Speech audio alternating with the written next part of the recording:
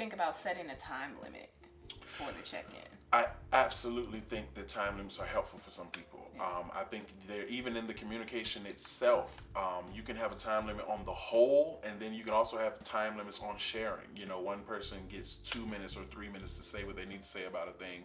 Another person gets 2 or 3 minutes to respond to that thing, and maybe a rebuttal time, and then a final closing statements, arguments about it, whatever the case may be. And at least you've heard each other. You know, if you don't come to resolve, at least you've heard each other. And if you voice your heart enough, you know, eventually I think your partner, if they really care for you and love you, they'll start to hear from your heart, and they'll start to even make small changes themselves without you badgering. But having those moments to just share what's in someone in your heart, man, is so important in your relationship. And you know, some people don't get that opportunity. So to be vulnerable, be open like that, is priceless. You know. All right, so we know relationship check-ins are tough. You know, they can be hard sometimes. Not all the time, but sometimes they are.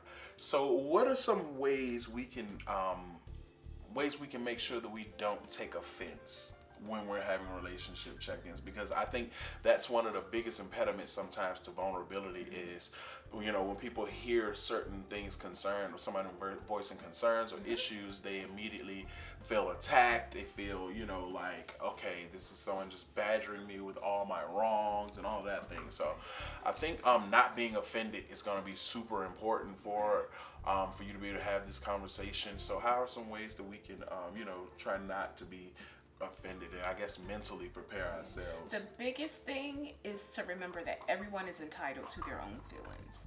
You can't dictate what somebody feels about something, and you could feel completely opposite, but that is that person's feeling, your partner's feelings, and allow them to have them.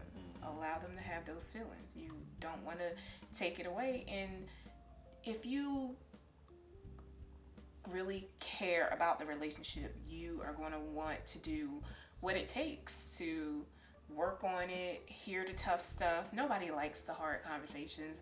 Nobody likes to, you know, feel the pain of the tough stuff, but it's necessary in order to grow and get better. It is, absolutely. Love,